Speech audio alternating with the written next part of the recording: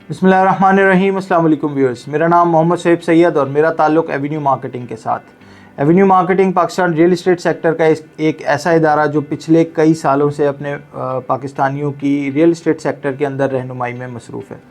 हम आपके लिए वक्तन फ़वक्तन मुख्तलिफ़ प्रोजेक्ट्स की, अच्छे प्रोजेक्ट्स की डिटेल्स भी लेकर आते रहते हैं, जिनमें इन्वेस्टमेंट्स करके ना सिर्फ आप अच्छा मुनाफा भी उठा सकते हैं, बल्कि अगर आप रिहाइश भी वहाँ इख्तियार करना चाहें तो एक स्टैंडर्ड की, अपनी जो लिविंग स्टैंडर्ड है उसके मुताबिक रह सकते हैं। व्यूअर्स, आज की जो वीडियो है उसका ताल्लुक़ एक बहुत अहम ख़बर के साथ है। मेरा ख़्याल है शायद आप लोगों ने वो ख़बर सुनी भी होगी, टीवी में बहुत ज़्यादा जो है वो उस ख़बर को शाया भी किया गया है। बहुत सारे लोगों के तज्ज़िये और बहुत सारे लोगों के तबसरे भी आपने सुने होंगे।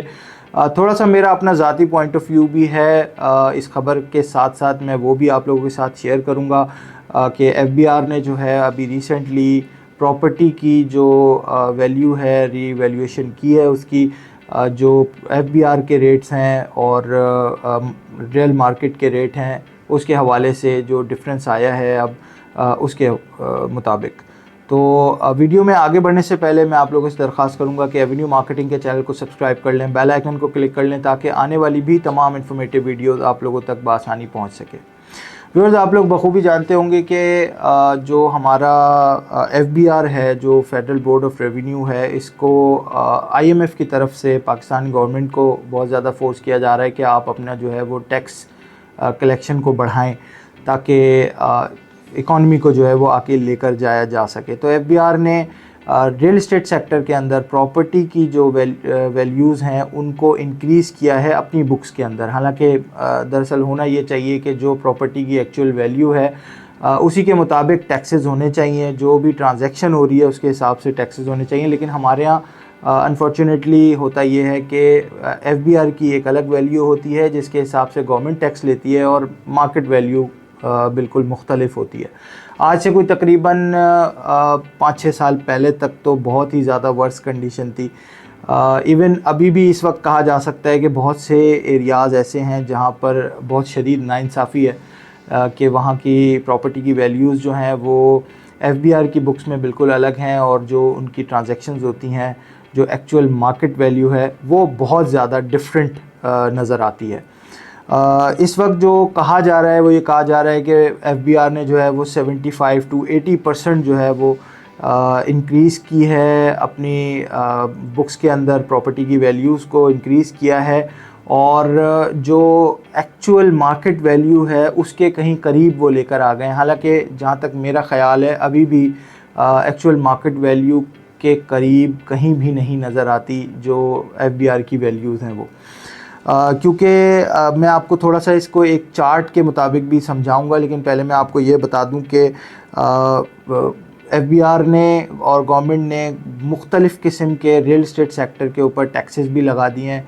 इस वक्त इकॉनमी के हालात भी कोई बहुत ज़्यादा अच्छे नहीं थे, जिसकी वजह से रियल इस्टेट सेक्टर ऑलरेडी वैसे ही डाउन जा रहा था और कुछ लोगों का ये कहना है कि इन टैक्सेस की वजह से रियल इस्टेट सेक्टर और भी ज़्यादा डाउन चला जाएगा, उसके जो है वो हालात मज़ीद वर्स हो जाएंगे। लेकिन मेरा शायद थोड़ा सा इससे इख्तिलाफ़ होगा इस बात से कि डाउन नहीं जाएगा। मेरा जहाँ तक ख़्याल है कि जब आप एक प्रॉपर ट्रैक के ऊपर आएंगे तो बिज़नेस करने वाला बिज़नेस करेगा, ख़रीदने वाला ख़रीदेगा, बेचने वाला बेचेगा और ये काम तो चलना है इसी तरीके से जैसे चलता हुआ आ रहा है। टैक्सेस इसमें ऑब्वियसली बढ़ जाएंगे। टैक्सेस बढ़ने से कोई बहुत ज़्यादा बड़ा इम्पैक्ट नहीं आएगा। प्रॉपर्टी की जो वैल्यूज़ हैं उनके अंदर शायद 2-4-5% का फ़र्क आए जो इस वक्त मौजूदा वैल्यूज़ हैं। हालांकि जो लोग कह रहे हैं कि 80% हो गया और 75% हो गया और 60% हो गया, तो मेरा जहाँ तक अंदाज़ा है कि ये पिछले 6 सालों में इंक्रीज़ किया गया है। यानी कि 2018 से इसकी इम्प्लीमेंटेशन स्टार्ट हुई है। 2018 से पहले तक तो कोई वैल्यूएशन का सिस्टम ही नहीं था। कहीं डीसी रेट चलता था, कहीं एफबीआर का रेट चलता था और उस पे टैक्स लिया जाता था। उसके बाद एफबीआर ने स्टेप इन किया और उन्होंने सारे जो है वो डीसी रेट्स वगैरह को ख़त्म करके एफबीआर के रेट्स इंट्रोड्यूस किए। फिर भी ऑब्वियस ही बात है कि जो 100 रुपये की प्रॉपर्टी थी उसका टैक्स जो बनता था वो 10 रुपये के हिसाब से बनता था, और अभी भी ऑलमोस्ट कंडीशन जो है वो इसी तरह की है कमोबेश। 2018 में उन्होंने स्टेप इन किया, 2019 में फिर इवैल्यूएशन हुई, फिर 2021 में रीइवैल्यूएशन हुई, फिर 2022 में रीइवैल्यूएशन हुई, और अब उसके बाद 2024 में दोबारा से चौथी बार ये पिछले 5 सालों में 6 सालों में रीइवैल्यूएट किया गया है।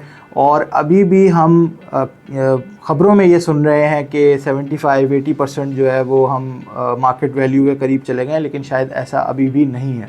हालांकि होना तो ये चाहिए कि एक्चुअल जो 100% आपकी ट्रांजैक्शन वैल्यूज़ जो ट्रांजैक्शन हो रही है, जो मार्केट वैल्यू है, उसके मुताबिक टैक्सेस लगने चाहिए और उसी के मुताबिक जो है वो चलना चाहिए, ताकि ब्रॉड स्पेक्ट्रम में हमें और हमारे मुल्क को फ़ायदा हो सके। लेकिन चूँकि पीछे से प्रैक्टिसेस जो हैं वो मेल प्रैक्टिसेस चलती हुई आ रही हैं, जिसकी वजह से ऑब्वियसली बिज़नेस को किसी हद तक किसी जगह के ऊपर नुकसान होता है। शायद उन लोगों को जो चाहते नहीं हैं कि मुल्क तरक्की करे उनको ज़्यादा नुकसान होता है, और इसी वजह से वो इन चीज़ों को इम्प्लीमेंट होने में दुश्वारियां डालते रहते हैं, गवर्नमेंट के लिए भी और इदारों के लिए भी। ऑब्वियस ही बात है। तो कहने का मकसद ये था कि जो रीवैल्यूएशन हुई है वो बेहतरी का जो है वो एक इशारा है कि इकॉनमी जो है वो उससे बेहतरी की तरफ जाएगी, क्योंकि ये जो प्रॉपर्टीज़ लेने और देने का मामला है, ख़रीदने और बेचने का मामला है, ये पाकिस्तान से ख़त्म नहीं हो सकता। इसको ऐसा नहीं किया जा सकता कि पाकिस्तान की इकॉनमी से इरेज़ कर दिया जाए बिल्कुल।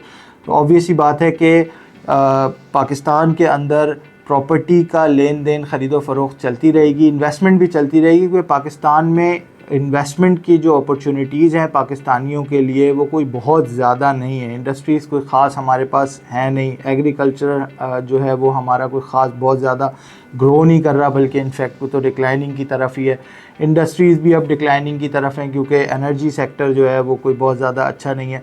तो 2-3 जगह हैं, गोल्ड है, रियल इस्टेट है, स्टॉक है, और इसके अलावा कोई ख़ास ऐसी चीज़ नहीं नज़र आती कि जो कि बंदा अपनी एक्स्ट्रा इनकम के लिए जहाँ पर इन्वेस्ट करे और किसी तरह से ग्रो कर सके।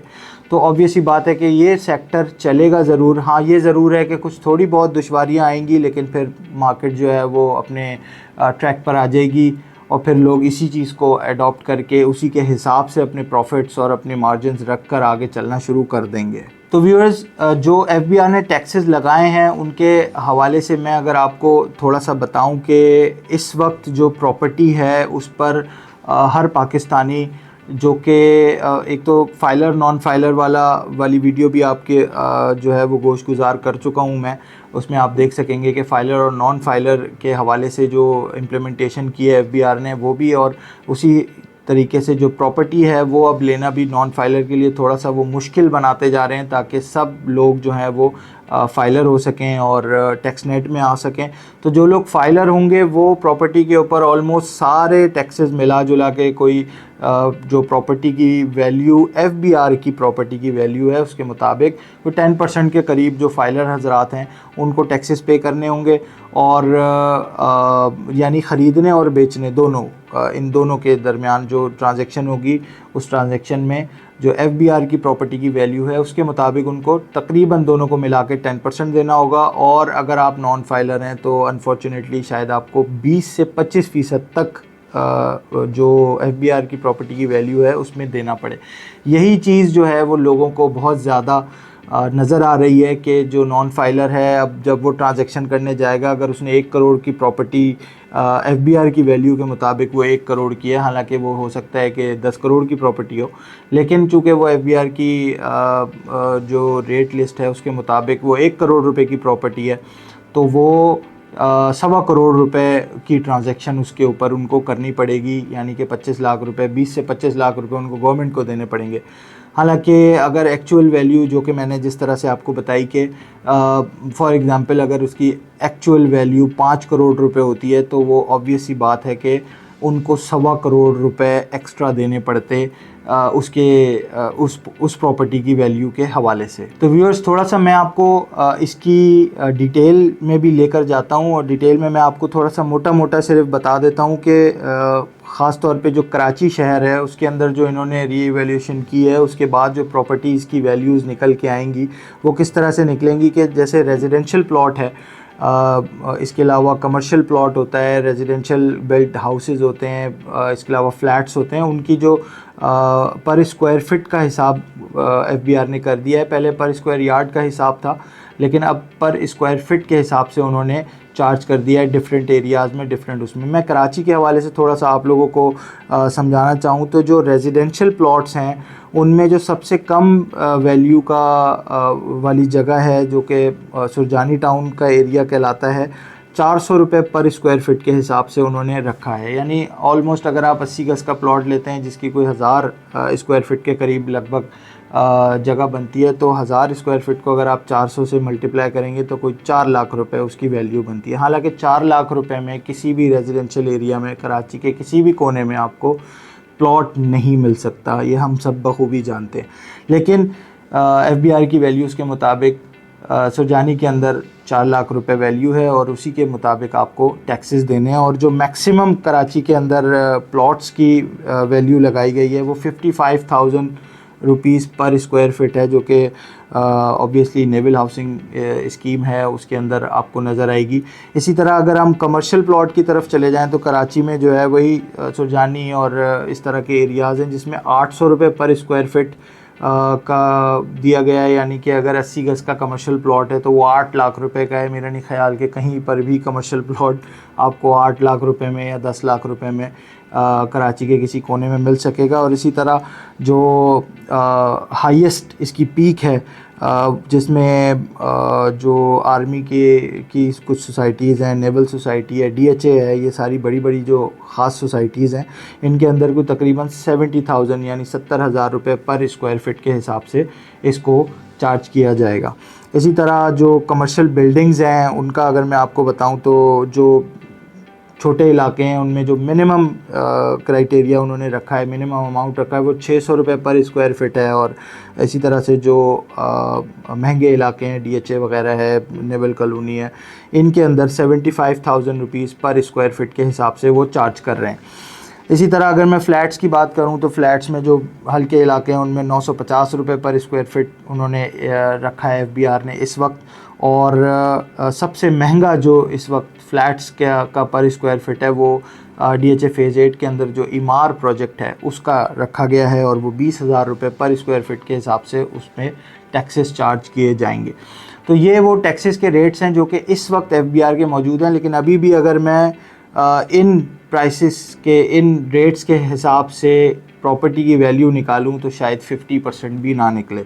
ऑब्वियसली मैं जानता हूं कि ये चीज़ें आप लोग भी बखूबी जानते होंगे कि यही चीज़ें हैं जो कि टैक्सेस, जिसकी वजह से गवर्नमेंट को टैक्सेस कम मिलते हैं, जिसकी वजह से गवर्नमेंट जो है वो दूसरे कामों में नहीं लग सकती। इस चीज़ से बिल्कुल कतई नज़र कि गवर्नमेंट ख़ुद ज़ाती तौर पर कितना अच्छा और कितना बुरा काम कर रही है, लेकिन ऑब्वियसली फाइनेंसेस जो हैं वो बहुत ज़्यादा मैटर करते हैं। ये फाइनेंसेस जब उन तक नहीं पहुंचते हैं तो जाहिर सी बात है कि फिर हम उस तरह की फैसिलिटीज़ और उस तरह की चीज़ें भी उनसे एक्सपेक्ट नहीं कर सकते। तो हमें बेहतरी की तरफ जाना है तो हमें अपनी ज़ात से, अपनी तरफ से भी कुछ चीज़ें जो है वो एक्सेप्ट करनी पड़ेंगी। और एक अच्छी ख़बर ये भी है कि हमारा जो ये आईएमएफ है इसने कुछ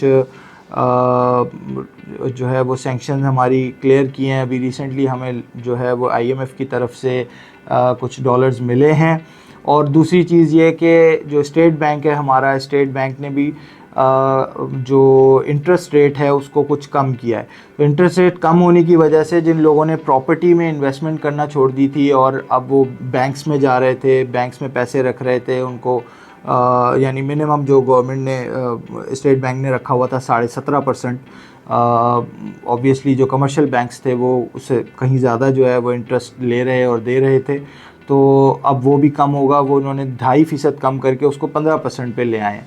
तो जाहिर सी बात है कि इससे जब उनके वहाँ के प्रॉफिट्स कम होंगे तो फिर वो प्रॉपर्टी की तरफ आएंगे, क्योंकि इन्फ्लेशन जो है वो दोनों चीज़ों को ही इफ़ेक्ट कर रही होती है, वो प्रॉपर्टी हो या आपका पाकिस्तान के किसी भी बैंक के अंदर पड़ा हुआ पैसा। तो ऑब्वियसली बात है कि जब वो वहाँ से पैसा निकलेगा तो वो ऑब्वियसली प्रॉपर्टी के अंदर आएगा और प्रॉपर्टी के अंदर कुछ बेहतरी नज़र आएगी। फिर इसके अलावा गवर्नमेंट ने कुछ ख़ास जो है वो मराहत का ऐलान करने जा रही है गवर्नमेंट, जो कि ख़ास तौर पर रियल इस्टेट के अंदर जो कंस्ट्रक्शन सेक्टर है उसको देने का उनका प्लान है। तो हो सकता है कि इन सारी चीज़ों में पाकिस्तान के अंदर जो रियल इस्टेट सेक्टर है उसके अंदर कुछ बेहतरी आना शुरू हो। और मैंने देखा है पिछले कुछ दिनों में कि थोड़ा सा पाकिस्तान के जो रियल इस्टेट सेक्टर है, पाकिस्तान की जो प्रॉपर्टी है, उसमें कुछ लेन देन स्टार्ट हो भी गया है। लोगों ने थोड़ा सा रुझान अपना जो है वो तवज्जो प्रॉपर्टी की तरफ लगाई है और लोगों ने ख़रीदो फ़रोख्त स्टार्ट की है। ऑब्वियसली टैक्सेस जो हैं वो थोड़ी सी रुकावट ज़रूर बनेंगे, लेकिन शायद बहुत ज़्यादा ना बने, क्योंकि अभी भी हम एक्चुअल वैल्यूज़ पे नहीं खड़े हुए। हमें चाहिए कि हमारी गवर्नमेंट को चाहिए कि हमें एक्चुअल वैल्यूज़ के ऊपर लेकर आए प्रॉपरली। हर साल 2 साल के बाद उसको रीइवैल्यूएट करके जो एक्चुअल मार्केट वैल्यू है उस वैल्यू के मुताबिक फिर टैक्सेस लिए जाएं और उसके हिसाब से जो है वो इकॉनमी को ग्रो कराया जा सके। तो व्यूअर्स, आज के लिए इतना ही। ये थी बहुत ही इन्फॉर्मेटिव वीडियोज़ आप लोगों के लिए। इंशाल्लाह नेक्स्ट इन्फॉर्मेटिव वीडियो के साथ बहुत जल्द आपके सामने हाज़िर हूँगा। मुझे इजाज़त दीजिए। मेरा नाम मोहम्मद शोएब सैयद, मेरा ताल्लुक़ एवेन्यू मार्केटिंग के साथ। अल्लाह हाफ़िज़।